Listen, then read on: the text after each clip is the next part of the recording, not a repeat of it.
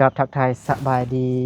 ดีพ่อแม่พี่น้องเบิดสุขทุกคนเด้อบ่ว่าจะอยู่ในประเทศหรือว่าอยู่ต่างประเทศก็ยินดีต้อนรับเข้าสู่ช่องบ่าวนึกเฮาปลายเส้นเก่าเหมือนเคยเนาะตอนนี้บ่าวนึกได้ตากแดดเนาะอยู่อ่าทางสิไปเฮือนน้องไม้น้อยเนาะน้องไม้แท้บ่ได้มาเทื่อเนาะมีแต่บ่าวนึกจะไปอัปเดต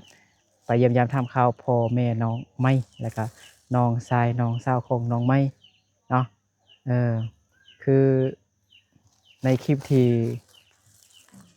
สุดท้ายของน้องไม้เนาะอ่าน้องไม้ได้ทักหาเบานึกเนาะเบานึกเข้าใจผิดคิดว่าน้องไม้เบาบ่สุภาพเฮ้อเบานึกหั้นนะน้องไม้มีนั่นบ่ไฟบ่น้องไม้ว่ากูกูหั่นน่ะกูแปลว่าข้อยเนาะแต่ว่าอันนี้จะเป็นภาษามงหั่นนะอืมแล้วมื้อนั้นเนาะอ่า น้องไม่ได้สัดเสียงมาได้แชทหาบ่นึกว่ากูบ่ได้กลับบ้านแล้วกูบ่ได้ถ่ายคลิปแล้วเด้อไอ้นึกสินะแล้วบ่นึกเข้าใจผิดคิดว่าน้องไม่เว้ากูมึงหั่นนะแบบเว้าบ่สุภาพเนาะอืมมาโควิดมานี่บ่นึกก็เลยเข้าใจผิดเนาะความจริงเรากูแปลว่าข้อยเนาะไปอืมอันนี้โควิดสบายดีเด้อสบายดีสบายดีเหย็บแก้วเด้ไป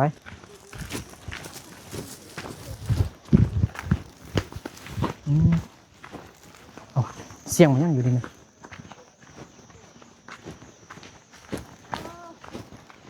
สบายดีเดินไปได้มาห้าแล้วสบายดีดูสบายดีเด้อแม่น้องไม้เด้อสบายดีพ่อดิพอไปเที่ยวแล้วอ้าวพ่อไปเที่ยวผมไปนอนอยู่ห้องนอนนั่นบ่บุญนอนเอาเสื้อของกินมาขนมเด้อแล้วก็น้ำอันนี้มากินบ่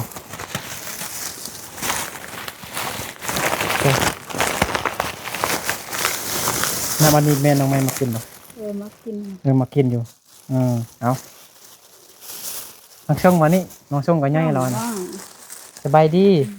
สบายดีเอ้าเว้าเก่งหรือเปล่าวันนี้เว้าภาษาลาวเก่งหรือเปล่าได้ไปโรงเรียนบ่สิมีแอนน้อยมาแล้วนี่เห็นบ่แม่น้องมามีตู้เหรอตู้แอนน้อยมาแล้วนี่นะเห็นบ่ถือผ้าอยู่เนาะทองอยู่จักคน1 2 3 4เดี๋ยว1 2 3 4 5คนเนาะ6กับนี้เนาะเด้งเด้งไปลิ้นแล้วเนาะชงมานี่เดี๋ยวไปโรงเรียนบ่ไปโรงเรียนบ่บ่อายแล้วบ่บัดนี้บ่อายแล้วบ่แต่กี้อายได้เด้อนั่งลงอธิษฐานเลยนะนั่งบายไปโรงเรียนบ่ไปกันดาบ่เอ้าฮู้หนังสืออยู่บ่กอไก่เว้าเบิ่งดูเว้าตามหมายเด้อกอไก่ลองเว้าเบิ่งดูกอไก่พูดเด้อชงลี่นะชงลี่ก็ใหญ่ขึ้นแล้วเนาะชงลี่เนาะมีFC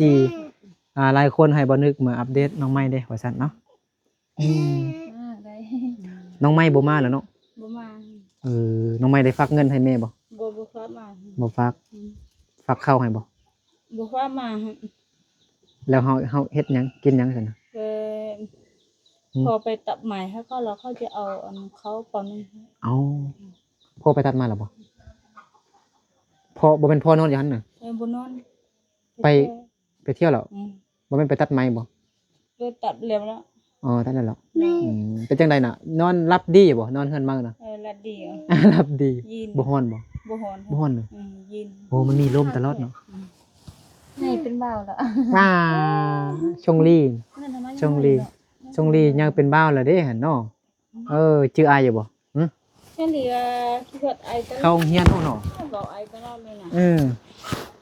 มื้อนั้นน้องไม้แชทมาเว้าภาษาลาวปนภาษามงเนาะแล้วว่ากูบ่ไปถ่ายคลิปแล้วกูบ่ อืมบ่กลับบ้านแล้วกูสิอยู่ไสยะเราจังซี่น่ะ เราว่า จักเทื่อหนึ่ง แน่แม่น้องไม้ยังบ่เข้าใจเด้อน้องไม้แล้วบัดนี้ข้อยคิดว่าอันน้องไม้เว้าอันคำที่บ่ม่วนหั่นนะคำที่บ่สุภาพว่า แม่น กูมึงหั่นน่ะเคยได้ยินบ่ ได้ยิน เขาบอกให้เว้ากูมึง แต่ว่าข้อยน่ะคิดเข้าใจผิดคิดว่าน้องไม้เว้าอันกูเว้ามึงใส่อันข้อยนี่นะก็เลยบ่ได้มาทายน้องไม้ก็มื้อหน้าก็มีแต่สิมาหาน้องไม้และสิมาขอโทษน้องไม้เนาะบ่ได้เข้าใจผิดคิดว่าน้องไม้ว่ากูว่ามึงใส่บ่นึกคิดว่าเว้าบ่สุภาพอะนะ FC ก็เข้าใจผิดคือกันอ้าว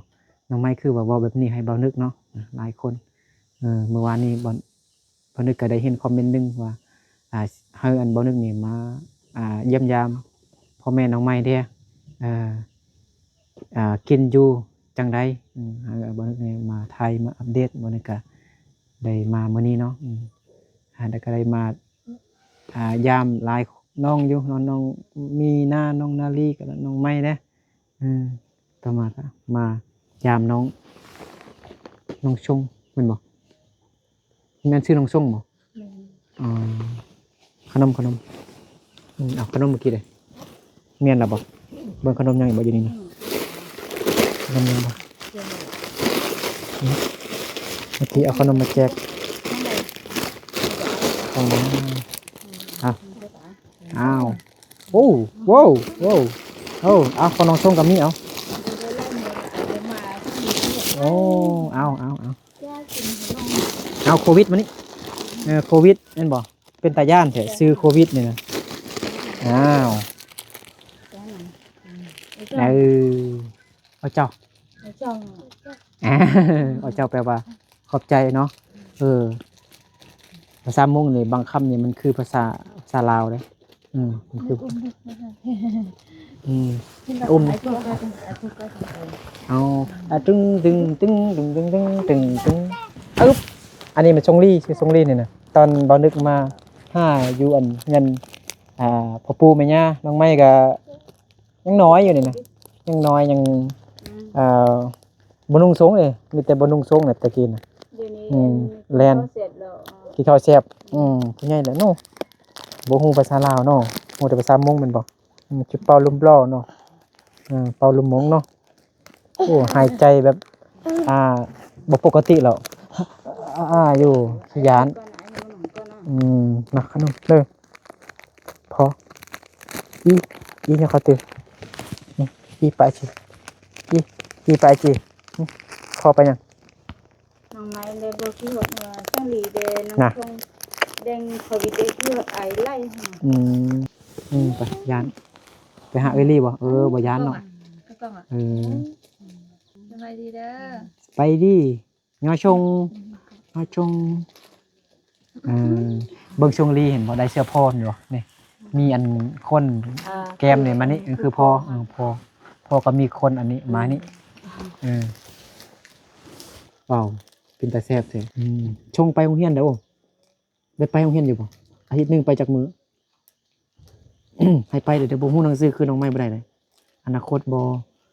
ทันเข้าไปไล่เทื่อละช่องบ่ไปอาทิตย์นึงไป 2-3 มื้อก็ได้คันยานในครูไปซื้อมื้อนี้ดังไปให้แล้วเด้บ่เห็นมาไปให้เด้งไปให้เขาบ่ไปนำค่ะไปให้ไปซื้อข้าวให้ยังว่านี่แหละเขาจะเอาเงินให้ดังเมื่อวันนี้ดังก็ไปอันนี้มันพ่อเฮ็ดบ่นี่แม่นนี่พ่อเฮ็ดอันเกาะมาทางน้าพี่น้องเนาะแม่นน้ำก๊อกบ่มาบ่มาอยู่เรามักทั่วที่แม่น้องไม้ปลูกมันขึ้นบ่บ่ฮู้ตกตายหมดแล้วอ๋อโดยส่งมาปึ๊บนี่เอาน้องใส่น้องใส่น้องขนมดินมันแน่นดีแล้วเนาะดินเนาะก็ต้องขอบใจขอบคุณผู้ใหญ่ใจดีเพิ่นหลายๆเนาะที่ฝากเงินมา หลายๆทานหลายๆคนเนาะที่ฝากเงินมาเฮ็ดเฮือนให้น้องใหม่เนาะตะกี้อยู่นำพ่อปู่แม่ย่าบ่ถึกกันบ่นึกก็เลยได้ไปอบรมกับผู้ใหญ่บ้านก็มาซื้อดินนี่ครับเนาะผู้ใหญ่ใจดีเพิ่นก็ฝากเงินมาซื้อดินให้น้องใหม่ก็เฮ็ดเงินพร้อมเนาะ con gió ai vậy à แล้วก็ตะกี้ไปซื้ออันใหม่นี่แพงแฮงอันนั้นใส่สังกะสีเอาบ่ได้เฮ็ดเฮือนครัวซ้ำเนาะ bà ดัง đây hết อ๋อเดี๋ยวเข้าไปเบิ่งในเฮือนเบิ่งนึงก่อน mẹ cái pho cái bó nó mày bà bố đang ăn chen cái này này chen cái này là từ sắc cái อ๋อซื้อสังกะสีมามุงทางหน้านี่เด้อเนาะเฮ็ดเฮือนครัวอยู่นี่ก็ได้เนาะ nè nè เดี๋ยวอนุญาตเข้าในเฮือนเบิ่งเป็นจังไดทางเครื่องในกระถางแล้วเนาะอ๋อai chịu ta phải ชงเดี๋ยวไอ้เบิ่งอันทางนอกเบิ่งนึงก่อนเด้อเนาะตะกี้บ่นึกได้สั่งไม้เนาะกำแพงตะกี้พี่น้องเนาะก็เงินเอาไม้นี่ก็ประมาณ3-4 หมื่นหรือว่า50,000คันคิดไล่มาเบิดทางซื้อเป็นของอยู่ของกินมาให้แต่ละเทื่อให้น้องไม้พี่น้องเนาะน้ำแห้งแล้วบ่ làm hết rồi น้ำแห้งแล้วบ่ตะกี้แม่น้องไม้ก็ปลูกหมักทั่วอยู่นี่แต่ว่า phân bà túc. Tái.ผู้คันบ่เฮ็ดหัวนี่เป็นเป็ดไก่อีหยังหมูมากินหมดแหละ เขามีงัวไล่หั่นน่ะ เขาปล่อยงัวหลาย งัวที่กินหมด งัวกินต้นไม้นี่เพิ่นก็บ่ให้ตัดติในบ้านเพิ่นบ่ให้ตัดหรือว่าจังได ตอนอบรมกันกับผู้ใหญ่บ้านทำอิฐก็เขาก็ให้ตัดอยู่คันบ่แม่นต้นไม้ เขาบอกว่าอันตัดต้นยางนี่เนาะตัวนี้ไปยานก็ตัวน้อยให้น่ะต้นยาง แม่นยันลมแห้งมาอันนั้นเนาะ แม่น ลมมาถึงเฮือนเฮาเลย ที่ยาน ยานอันนี้มันเป็นดินต้นไม้อยู่ดินเข้าแล้วคันสิตัดก็ไปลมเข้าแต่อันนี้นี่ตอนมาซื้อดินทำอิฐนี่ในบ้านเพิ่นว่าตัดได้คันอยู่อันดินเฮาซั่นซะแต่เอาไปเอามาแล้วผู้ใหญ่บ้านบ่ให้ตัดแล้วบัดนี้เปลี่ยนคำเว้าเปลี่ยนไปเปลี่ยนมาอยู่ตอนนี้บ่ให้ตัดว่าซั่นอันนี้แหละเนาะอันนี้ตัดง่ามมาทิ้งไปไหนไปเฮือนไปเดินฮอดตัดมายาน ไปจักเดือนแล้วอันทองผ่านเดี๋ยวตอนเฮาคลิปแรกๆกันมันบ่อันนั้นเท่าใดบ่4-5 เดือนบ่4-5 เดือน 6 เดือนนี่บ่แต่บ่ได้มาน้องไม้กับม้าอยู่เนาะมาหน้าก่อนให้น้องไม้มาน้องไม้เด้แม่โทรไปบอกว่าคันสิได้เงินเราส่งมาให้แม่ได้ว่าซื้อของกินน่ะน้องไม้ด่าแม่บ่ต้องขอเงินละเว้ยเงินใจเขาว่าตัวน้องไม้มีเงินไล่น้องไม้ทีบางทีน้องไม้เก็บไว้น้องไม้สิมาแล้วก็นั่นพร้อมเลยอันแม่โทรบ่ได้แล้วอันนี้สิไปบ่น้องไม้หั่นโทรไปหาไม้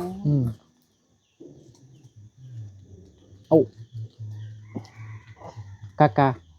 ปกาฮะปกาบ่เดี๋ยวให้แม่น้องไม้พาเข้าไปเฮือนบ่ดึงไปเบิ่งในเฮือนดูเป็นจังได๋หรอโอ้ดินมันแข็งดีแล้วเนาะดินนี่เนาะพอนอนแปลงเตียงแล้วแปลงเตียงแล้วเนาะพอแปลงบ่แม่นคันบ่นึกให้แปลงแล้วบ่แปลงเนาะคันบ่บอกแล้วแปลงเองเนาะไข่แด้แต่พอเสื้อน้องไม้บ่ได้นั่นล่ะบ่ได้อันปูบ่พอเสื้อนะกูให้เด็กน้อยนอนน่ะแปลงเตียงสูงแล้วบัดนี้บ่มาแล้วกูให้เด็กช่องไปเด็กก็นอนคันน้องไม้มานี่สิเฮ็ดเตียงน้องไม้อยู่ไสเนาะน้องไม้มาได้บ่นอนอยู่เฮือนมาบ่นึงเราไปเที่ยวไปนอนหมู่หั่นน่ะบ่นอนอยู่เฮือน ว่า เฮื บ่ อน มีไฟบ่ยันนอนเฮือน บ่มีบ่มีไฟฟ้าเด้อเนาะ อืม เออ เรามาอยู่บ่ต้องเราไป แล้วก็ ใส่เป็นหนึ่งเข้าหั่น ถือว่าโชคดีแล้ว อืมแม่น้องไม้ถือว่าโชคดีแล้วมีผู้ใหญ่เพิ่นฝากเงินเฮ็ดเฮือนซำนี้คันค่อยบ่มาถ่ายคลิปก็คือสิบ่ได้เฮือนอยู่แบบนี้เนาะยังอยู่นำพ่อปู่แม่ย่าสิผิดเถียงกันจักว่าเป็นแนวใดฮู้สิตีสิตบจักเนาะฮอดทุกมื้อนี้แต่อันนี้ได้ฮีบมาอยู่ดินมาอันนี้มาอยู่เฮือนมาอันนี้ อืม ก็ต้องขอบใจขอบคุณFC เบิดทุกคนขอบใจผู้ใหญ่ใจดีเพิ่นหมดทุกคนเนาะที่ช่วยครอบครัวน้องไม้เนาะอืมว่าอันนี้เป็นเฮ็ดหยังบนเกาะเครื่องบ่ พอลงมา พอน้องไม้เฮ็ดบ่คันเฮ็ดแบบนี้ล่ะงามเห็นบ่จนแบบคือเขาทาอันกะเล็ดทาอันอิหยังทากะเล็ดทาอันนั้นน่ะแบบคือเขาเอากบมากบเฮ็ดบักงามๆเนาะคันเฮ็ดแบบนี้น้องไม้พอน้องไม้เฮ็ดได้ดีเฮ็ดเก่งเลยพอน้องไม้นี่ก็เคยเป็นอันนายสร้างนะนายสร้างแบบเฮ็ดเฮือนนี่นะมันบ่ฮ้อนเนาะ บ่อันยืน อ่าถ้ามันค่อยแต่อยู่บ่ได้ที่มันฮ้อนน่ะ แม่น คันบ่มีพัดลมนี่นอนบ่ได้ แม่น ต้องได้นอนอยู่นอกนี่แหละคันมันค่อยนอนอยู่นอกนั่นน่ะมีพัดลมมีไฟต่อพัดลมโซลาร์เซลล์ก็บ่มีแท้เนาะโซลาร์เซลล์บ่มีแต่อันนั้นคิดฮอดน้องไม้เด้อเนาะ แม่น โดนบ่ได้เห็นหน้าน้องไม้หรอกน้องไม้ย่างนี่ว่าอันน้องไม้มางานดองของน้องไปเจ้งแม่นบ่ แม่น ดนแล้วบ่เขาเฮ็ดดองน่ะได้จักมื้อแล้ว แต่เด้ อาทิตย์หนึงแล้วบ่ 10มื้อเนาะ ได้10มื้อแล้ว อืม อ๋อเอ้าตอนนั้นค่อยถามไปเจ้งว่าบ่บ่ฟ้าวเอาผัวว่าซั่นคือว่าเอาไว้ ว่าอันว่าบ่อยากเอาว่ามีลูกเลยนี่เรา อ๋อน้องไปเจ้งมีลูกนำผู้บ่าวแล้วนำผัวแล้วก็เลยจะเป็นได้เอาเนาะออกโรงเรียนเลย โอ้มีลูก4เดือนแล้วจึงบอกพ่อแม่เขาจึงไปขอไปแต่งมันบ่ แม่น ได้ยินเขาว่าแม่น้องปาจิ้งเสียใจแฮงให้เงินลูกฟ้าวเอาผัวแมันบ่ แม่น แต่น้องปาจิ้งแท้ดีใจหัวว่าซั่นแม่นบ่ แม่น แม่เสียใจนั่งเมื่อยก็สิกลับแล้วนี่นะถ่ายมายามเยี่ยมยามทำข้าวแม่น้องไม้ก็สิกลับบ้านแล้วนี่สิกลับเมืองเพียงหรอกน้องชงกินข้าวแล้วบ่ไปกันได้เด้อไปโรงเรียนเด้อ เด้อมื้อวันจันทร์ไปโรงเรียนเด้อไปบ่ยังมีรายชื่ออยู่บ่หรือว่าอาจารย์ลบออกหมดแล้วหรือว่าอาจารย์ลบข้อมูลออกหมดแล้วนะใหญ่ขึ้นก็สิมาสัมภาษณ์น้องชงนี่แหละน้องของน้องไม้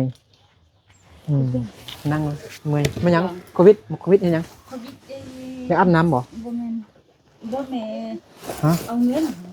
อยากได้เงินบ่ บ่มี โอ้อยากได้เงินเฮ็ดหยัง อยากกินก็แล่น อยากกินกะแลมบ่กะแลมจักพัน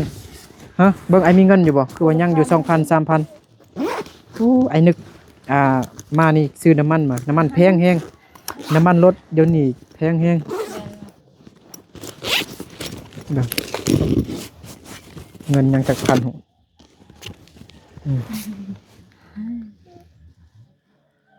ช่องแดงแดคอยบิดในช่องลี น่ะ เว้าตลอดว่าก ะแลมอันเท่าใดนะ มาหั่น กะแลมอันเท่าไหร่ มันก็มันละพันหั่นดิ ปึ๊บน้องชงเอา เอาเจ้าน่ะ นี่ไอ้นึกเอาซ้ำเงินให้ มานี่ เอา มาแน่นะ อันนี้โควิดเด้อจักพันหั่นฮู้บ่ เจ้าเสีย อืม เขาเสียเหรอ อันนี้ให้แม่ แม่ก็อยากกินกะแลมบ่เอา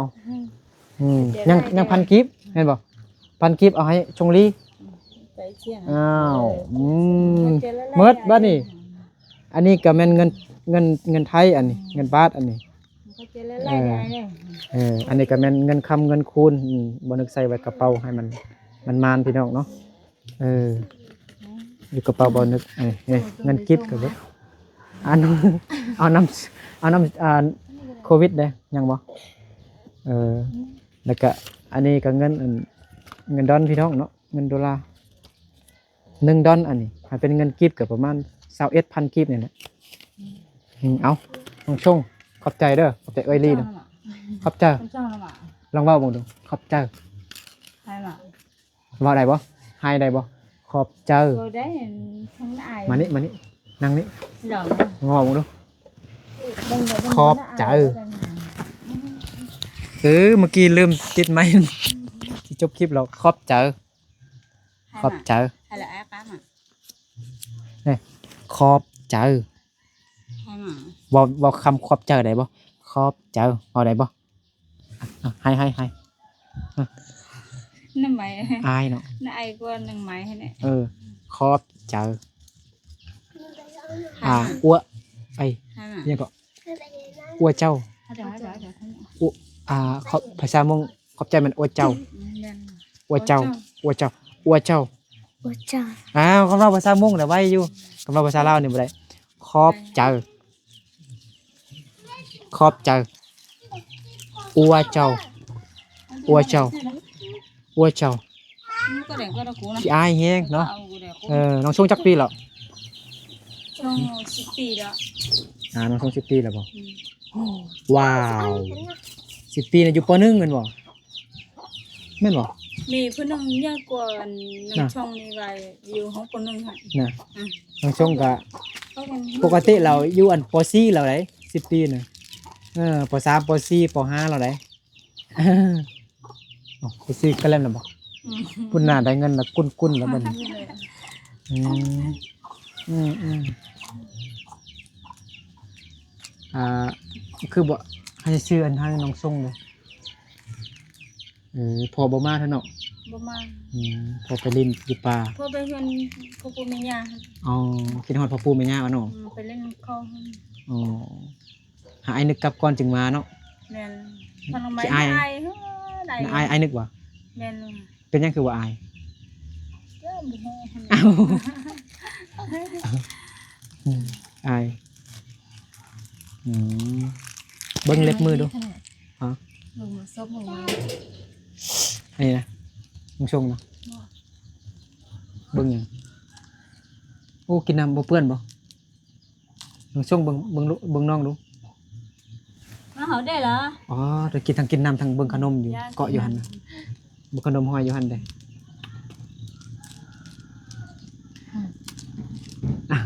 จักนาทีแล้ว ăn cái tả này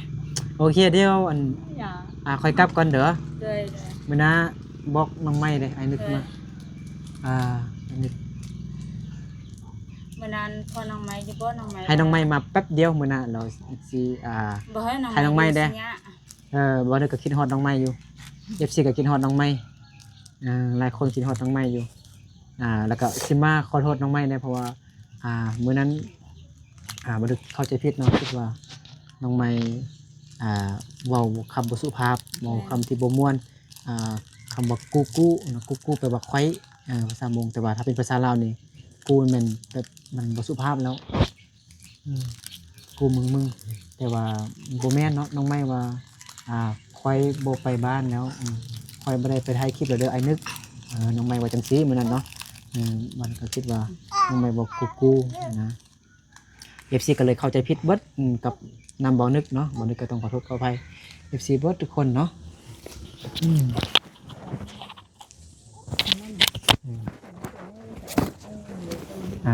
ไอ้กลับก่อนเด้อน้องชงบ่เจกันเด้อบ๊ายบาย บ่ไปขอให้ดิ บ่มื้อนี้มาฮอดตอนนี้ก็กลับบ้านแล้วโอเคพี่น้องเนาะเอาก็ FC ก็ขอเข้ามาเดี๋ยวให้บ่นึกมาหามายามพ่อแม่น้องไหมบ่นึกจึงมามื้อนี้พี่น้องเนาะก็ขอบใจขอบคุณ FC เบิดทุกคนเนาะที่เข้ามาติดตามรับชมคลิปแต่ต้นจนจบเด้อเนาะฝากเป็นกำลังใจให้พ่อแม่น้องไม้ได้เนาะน้องชงเลยน้องชงก็บ่ได้เข้าโรงเรียน10 ปีแล้วอยู่ป .1 ป .2 อยู่อาทิตย์หนึงไปแต่มื้อเดียวติ ที่ก็ออมไปได้ออมไป เจอกันในคลิปต่อไปพี่น้องเนาะบ๊ายบายเพิ่น ออมไปออมไป บ๊ายบาย ออมไป ว่าบ๊ายบายว่าบ๊ายบาย ออมไปสิ เฮ็ดดู ไป บายเด้อเออช่วงไหนบายบายโอเค